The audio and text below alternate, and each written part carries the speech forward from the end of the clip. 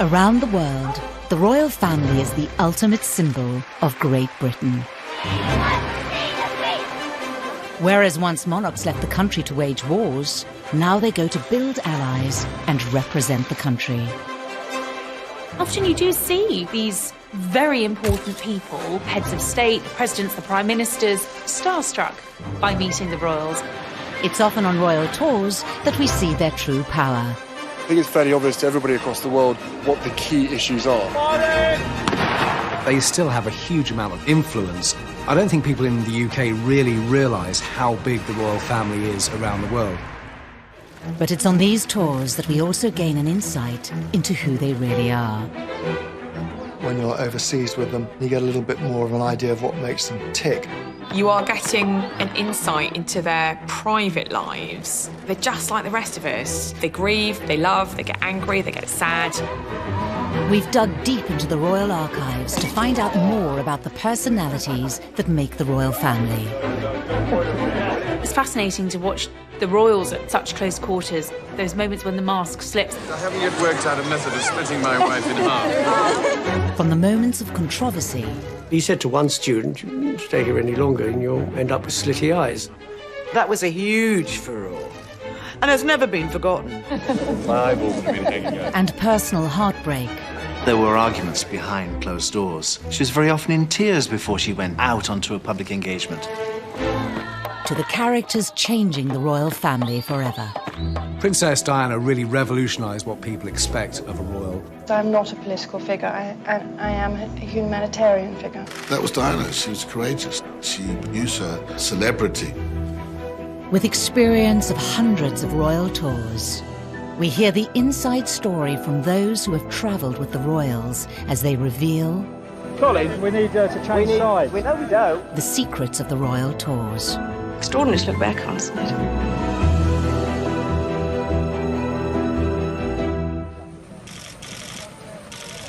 September 2019.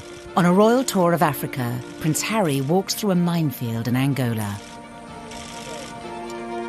It's 22 years after his mother, Princess Diana, took her iconic steps in the same country, highlighting the issue of landmines.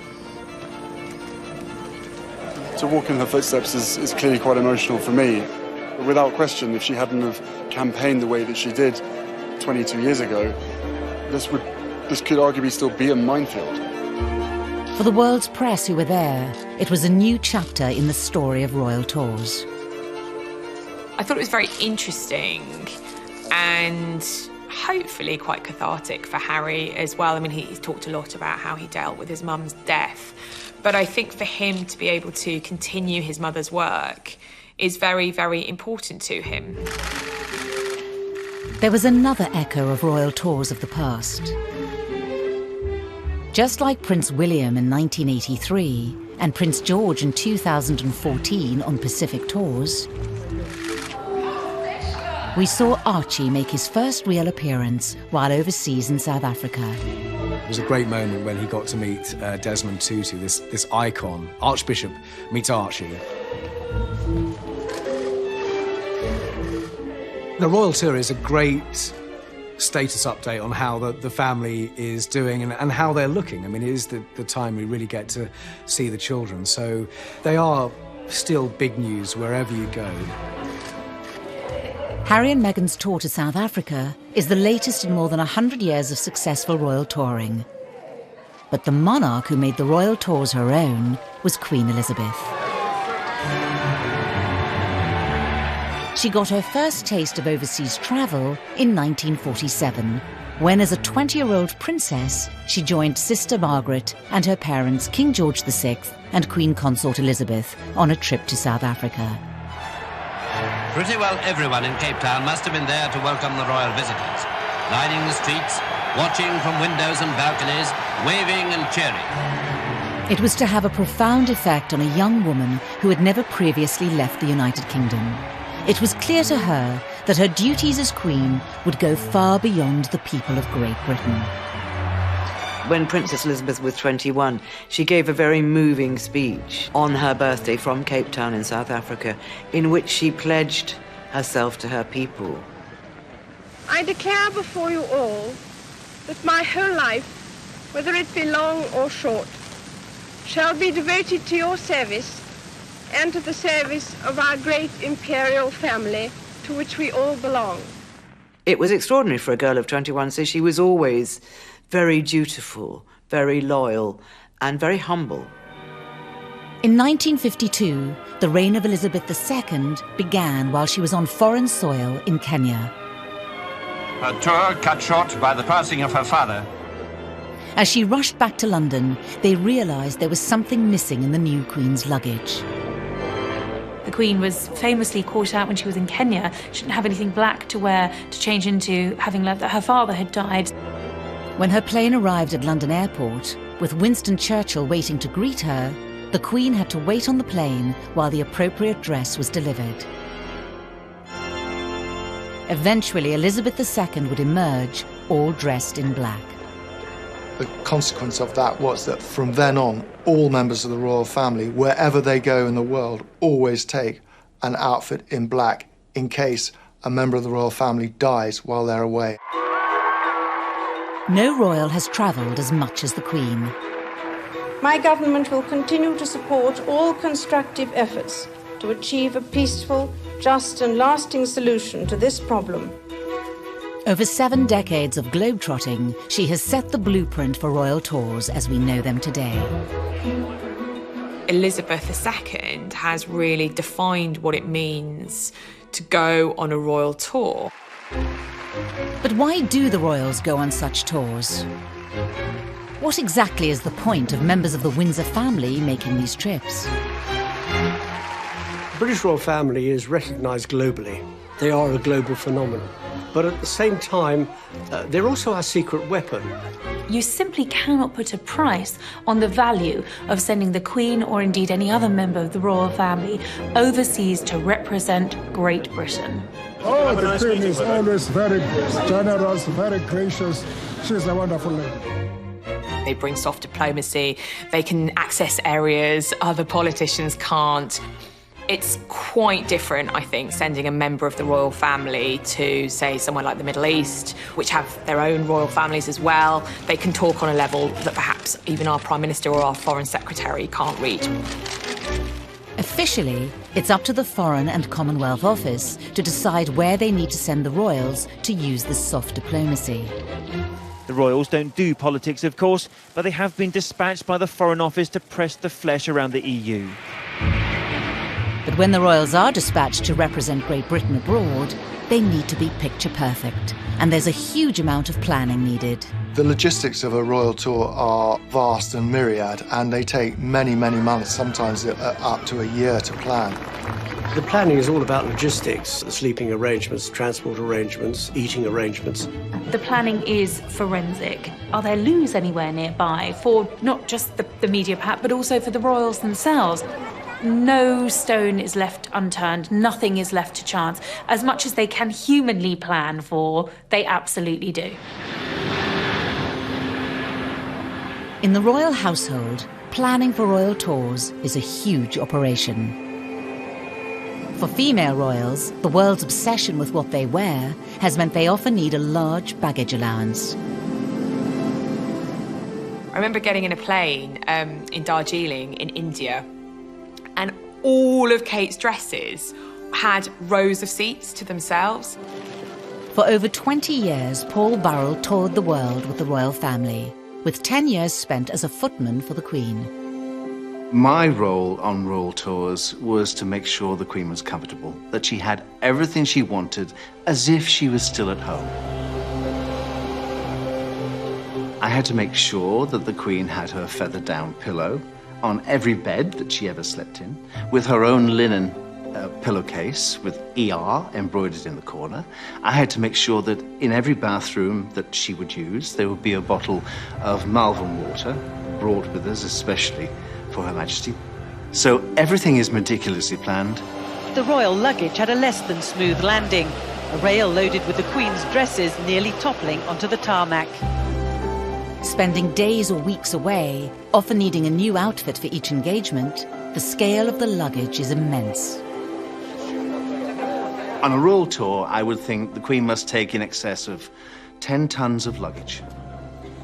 All her day clothes go into steamer trunks, which are rather like wardrobes on wheels, and there are even large leather trunks just for hats. There's another delicate issue to consider when planning a royal tour: the food. I won't say they're fussy eaters, but they know what they like and they know what they don't like. Whoa, hang on a second. They don't eat shellfish when they're out and about because it's better being safer than sorry. Food has always been a diplomatic minefield for the Queen on tour because she doesn't particularly like highly spiced food. For the Queen, it certainly isn't a case of when in Rome. In 2000, when she visited Italy, the Prime Minister's chef was under strict instructions. Don't make the garlic, a lot of garlic, a lot of onion, a lot of pepper flakes, and it's possible not the long pasta, but a little pasta, because it's important for the Queen to eat in simple style. Wherever she's been in the world, the Queen has always carried a secret treat to help get her through any engagement.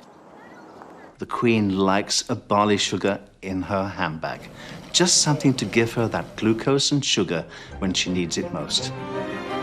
Throughout her long reign, the Queen's travels across the world would be vital for the monarchy, whilst her family's tours would reveal some of the most eventful moments in royal history.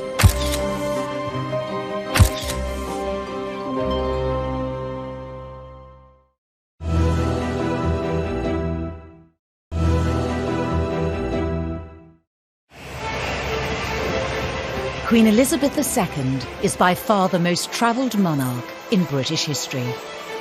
Over 7 decades, she has been to 117 countries and come to symbolise the best of Britain overseas. She's the only person in our country that does not need her passport. Prince Philip has one, and the Prince and Princess of Wales had passports. You are Her Majesty's Britannic subject. She can't be her own Britannic subject. In 2015, the Queen made her final overseas trip to the Commonwealth Heads of Government meeting in Malta. It was an emotional visit to a place with particular significance for her. If there is a special place in her heart, it's got to be Malta. I remember happy days here with Prince Philip when we were first married. This is the Princess's first visit to the historic George Cross Island, and she was given the warmest possible reception by the people of Malta. She spent quality time with Prince Philip when he was stationed there in the Royal Navy at the end of the 40s and the beginning of the 50s. The Queen spent some of the happiest days of her marriage in Malta, almost living as an ordinary couple.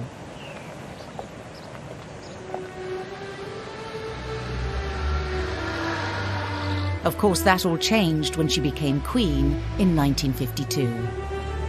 The High and Mighty Princess Elizabeth Alexandra Mary is now Queen Elizabeth II. God save the Queen!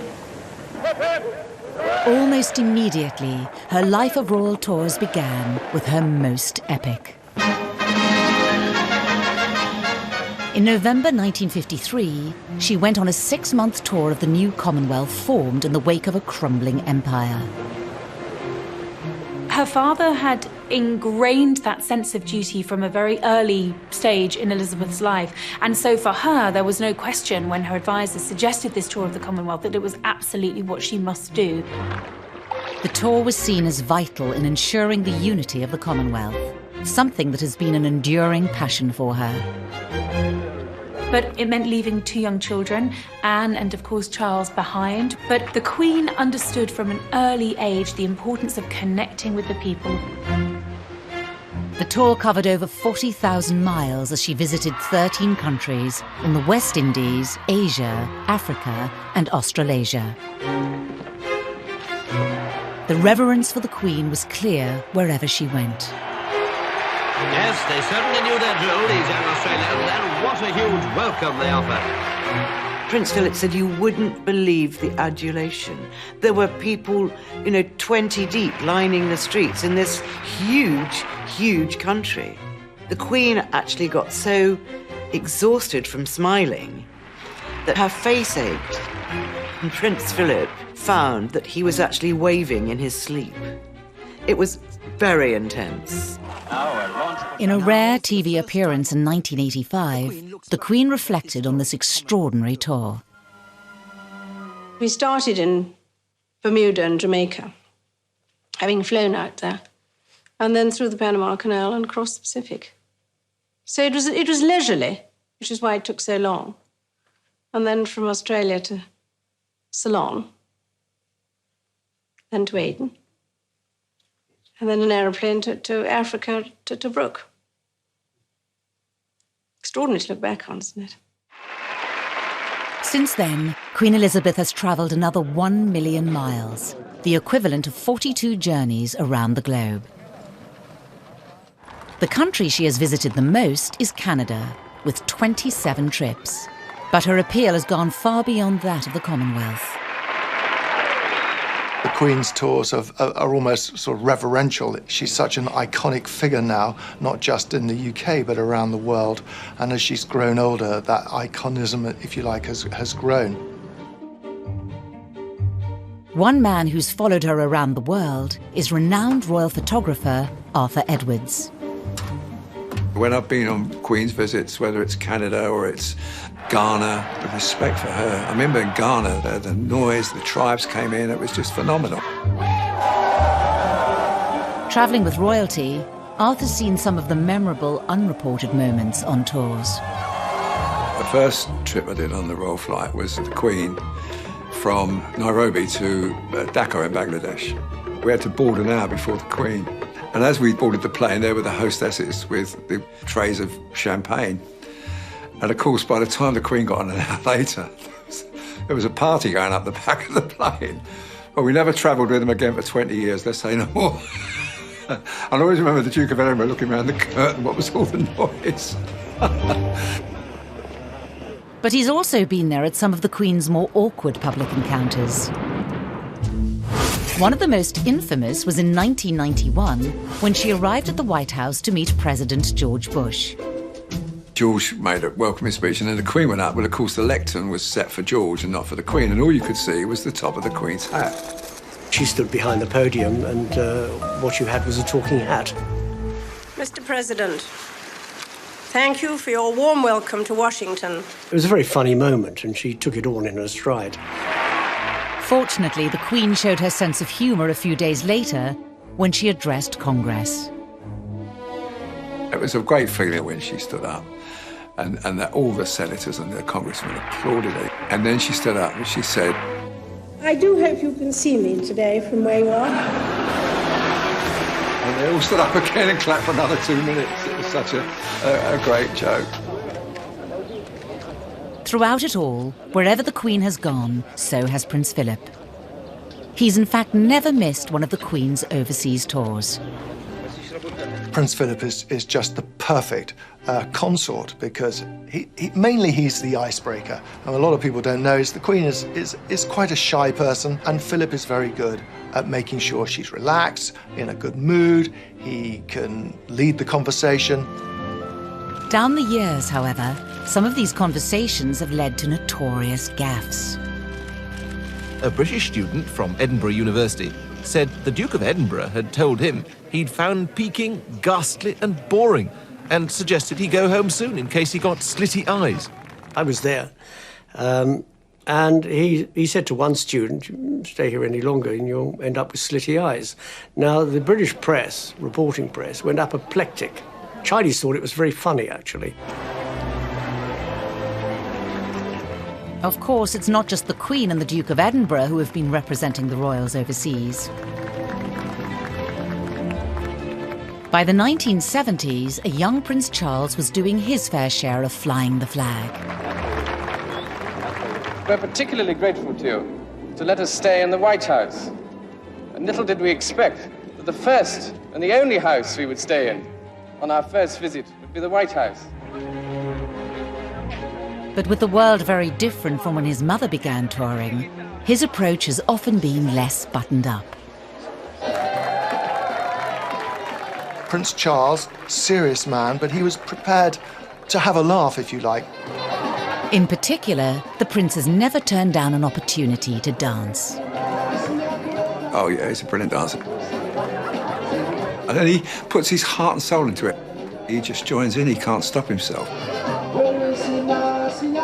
He'll always throw himself into the dancing. If there's food to be eaten, he'll always try it. If there's a drink to be supped, he'll always give it a try. He always absolutely throws himself into everything. If there's a good-looking lady to be, kind of have his arm around, very happy to pose. He's got natural rhythm and he gives it everything. He's just incredible. Down the years, he's also sported some interesting headwear. In the Caribbean, I've seen him put a Rasta wig on. I'm not sure he'd get away with that sort of cultural appropriation these days. In the rainforest, he wore a fantastic feathered headdress that someone presented to him in Central America, and he was sort of up for it, if you like. And he knew it would make a good picture, and if it helped tell the story of why he was there, then he was happy to do so. For the royals, though, the press story hasn't always been up to them. When Prince Charles visited Australia in 1979, he was the most eligible bachelor on the planet. So when a young model gave him a kiss as he emerged from the sea, it caused a sensation. It was a great image for Charles. It was a very manly picture of him. And I think it did his PR and his image a huge amount of good. In just over a year, his engagement to Lady Diana Spencer was announced. For the royals, everything was about to change. She wanted to be an ambassador, roving around the world, showing, not telling, showing people what was happening. Princess Diana would revolutionize the image of the royal tour forever.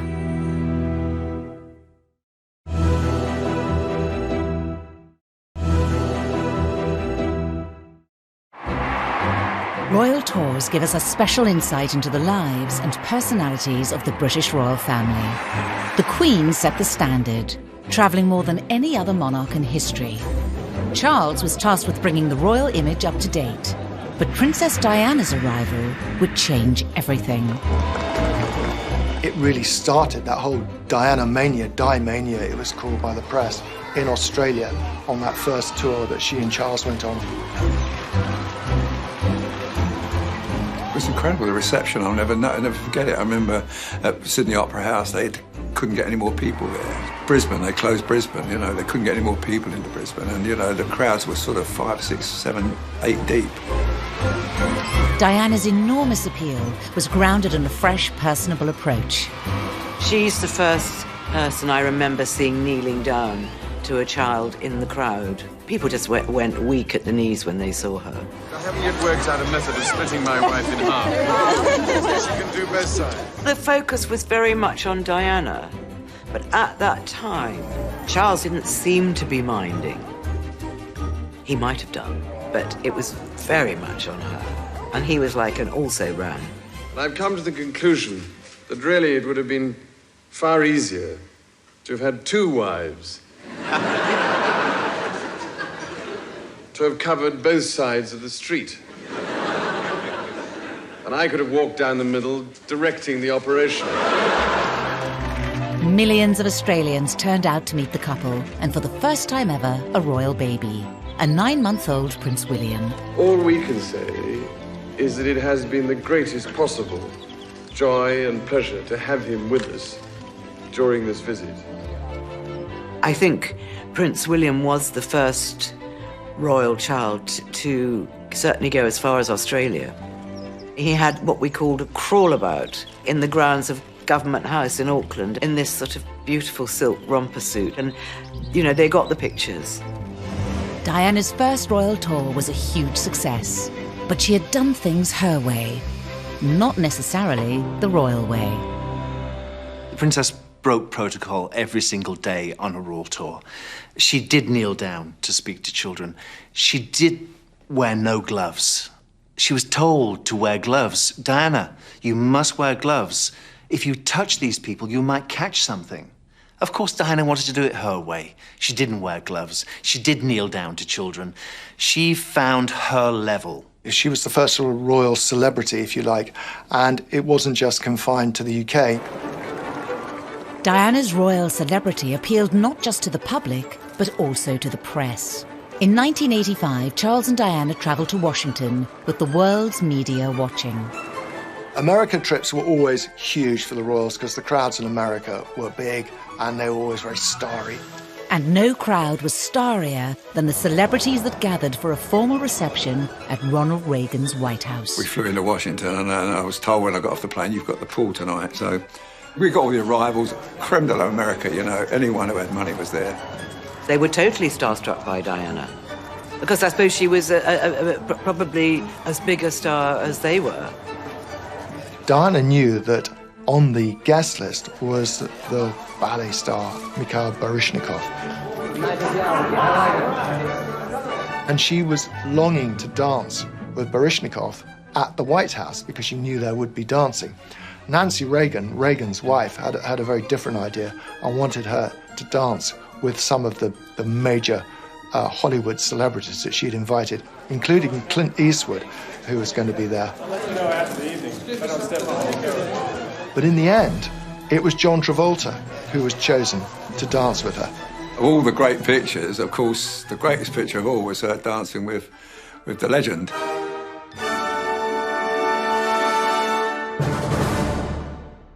When the tours go well, then the planning is brilliant and everything is ticked, all the boxes are necessarily ticked off, and they feel incredibly efficient. But sometimes they don't go well, and for any kind of reasons, and then they can seem chaotic, disorganized, and frankly, a complete mess. By the time of their 1986 tour to Canada, the press attention had become overwhelming for Diana. I don't think it was a happy period for Diana, because she was very quiet. The heavy, almost relentless schedule of events was beginning to wear her down, particularly the constant touring of expo pavilions, 5 hours of it at a time. She famously fainted after visiting the expo exhibition in Vancouver Island. She was led away, much distressed, by her doctor, Surgeon Commander Ian Jenkins. The Prince followed behind. She recovered in the pavilion's washroom. The response was frenzied, both from the authorities and the press. We stopped off somewhere, I can't remember where.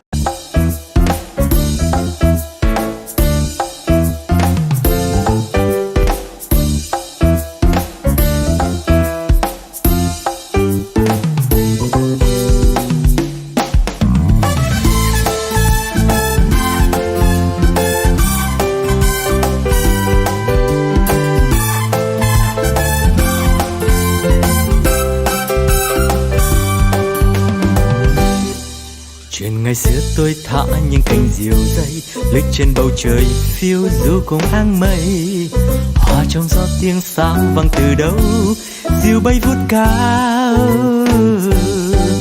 rồi cùng nhau chia phe chơi tròn tiền dưới bóng cây đa già bên sân đình bãi sông, làm con dâu chú rể trên kiều la trò chơi rước dâu. Kỷ niệm xưa mãi sống trong cuộc đời tôi, thân tin tôi thơ. And the phones were going mad, all the journalists. I particularly remember Harry Arnold ringing his news desk. And I remember Harry came up and he was white. He said, "They want me to turn the plane around." That's how big it was. I mean, she was a mega story, and I remember the editor screaming at Ken Gavin, a mate of mine, "Get back, honey. Get back to Vancouver." The press instantly got hold of the wrong end of the stick, that she must be pregnant. She wasn't pregnant. She simply didn't have the strength, and the heat of the day, it all became too much for her. Charles's attempt to lighten the mood fell rather flat. It's really entirely due to the extremely advantageous conditions that pertain in British Columbia, the weather, and the general fertile conditions which have ensured that she's about to have sextuplets, which is really why she fainted. It's not actually true, but there we are. For Charles, the media circus around Diana was part of a larger problem. Wherever they went, it was Diana that people wanted to see.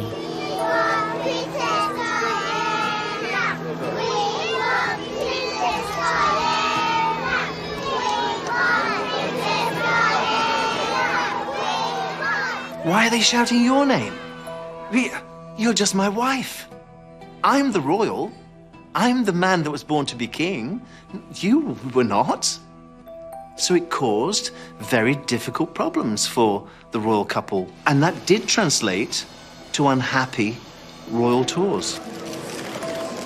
Tragically, for Charles and Diana, the issue of their marriage and their clear unhappiness became the central theme of the reporting about them from the late 1980s onwards.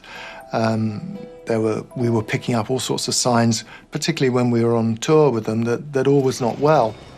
Matters really came to a head, I guess, in early 1992, when they were scheduled to visit India. By that time, 1992, the marriage was really on the rocks. You could see the tensions in the marriage were overtaking the whole agenda, and they weren't helping each other. Famously, as a bachelor, Charles had visited the Taj Mahal and had said at the time that one day he would like to come back here with his wife. So we knew all about that, and here we are many years later, wondering if that was going to happen.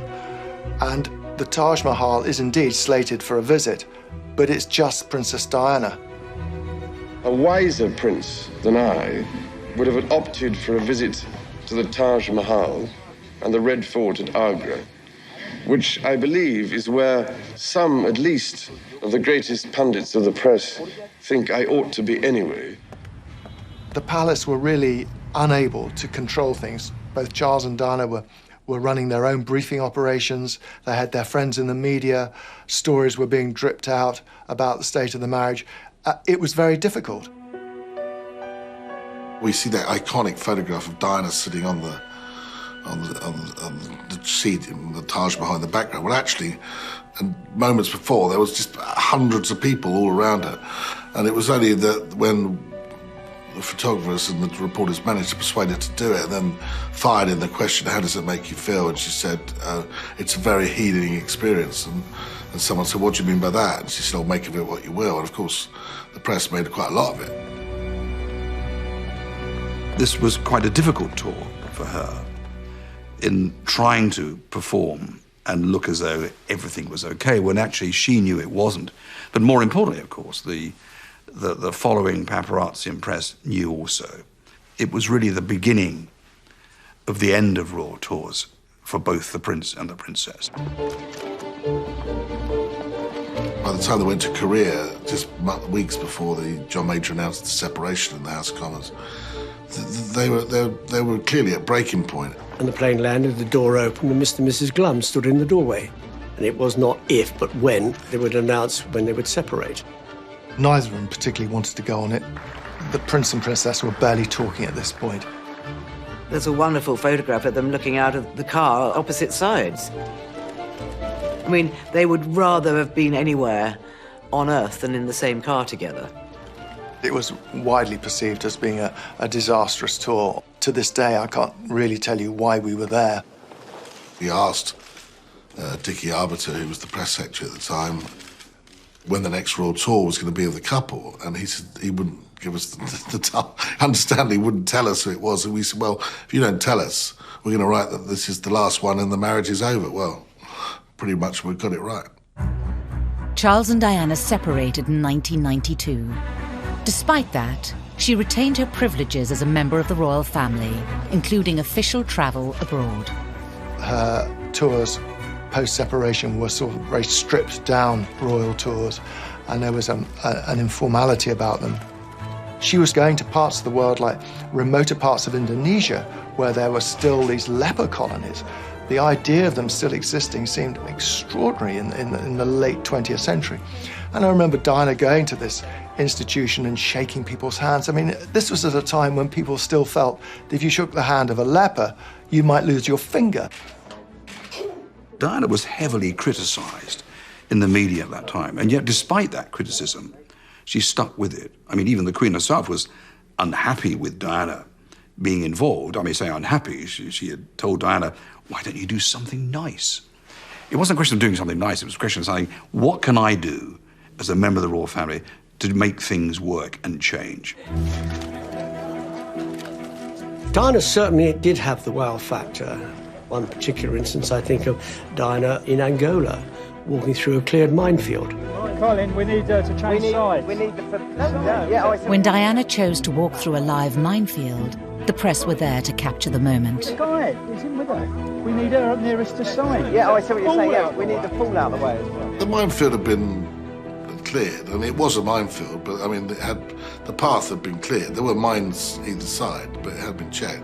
But the funny thing about that was, of course, the photographers, we were all, you know, G'd up to get the pictures. There she is in the visor, and she's just walked through the minefield, and they weren't happy, so they asked her to walk through again, and she did it a second time because they didn't get the best pictures. This is very much early phase. We put in pioneering lanes to see what's going on. Where's the mine it worked? Angola was in the depths of a brutal civil war, one that had killed more than 400,000 civilians. That iconic picture was a red light moment. People sort of took notice that, yes, something has got to be done. This nation has the highest number of amputees per population than anywhere in the world. The current statistic stands at 1 amputee per 334 inhabitants. I think that she did an amazing job to raise the profile of the problem. Until then, nobody really knew about the issue in Angola or in Bosnia. And, you know, her sitting there with these terribly maimed children, these are hugely emotive photographs. And really, when you were up close seeing it, you know, you have a lump in your throat when you see the injuries that these terrible things have caused. Landmines were banned almost worldwide shortly after Diana's visit, but the praise was not universal. She was getting absolutely lambasted by the government, saying that she shouldn't get involved in political issues. She insisted she had not been worried by the debate back home that had resulted from her comments. I saw it merely as a distraction because I'm not a political figure. I am a humanitarian figure, and always have been and always will be. She was courageous. She pushed the boundaries to try to use her celebrity for the better. Diana's tour of Angola was her last royal engagement. It would be left to her sons to shape the royal tours of the future.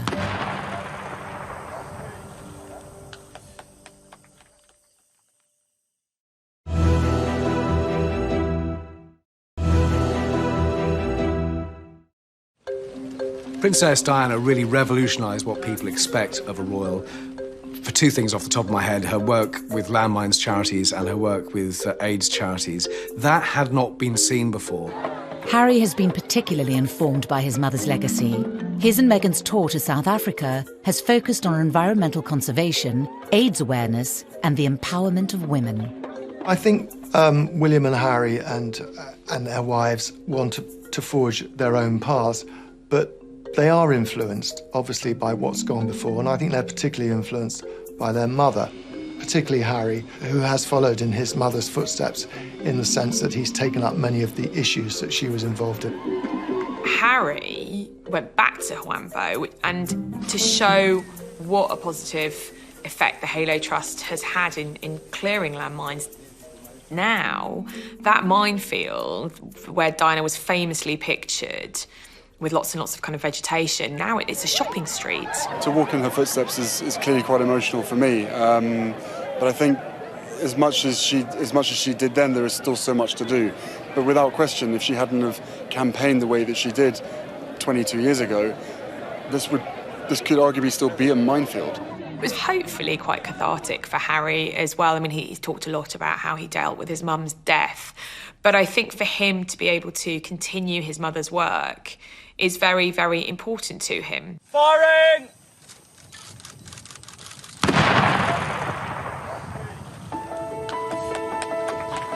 The new generation of royals have been left with a choice: the Queen's reserved formality or Diana's political and proactive role.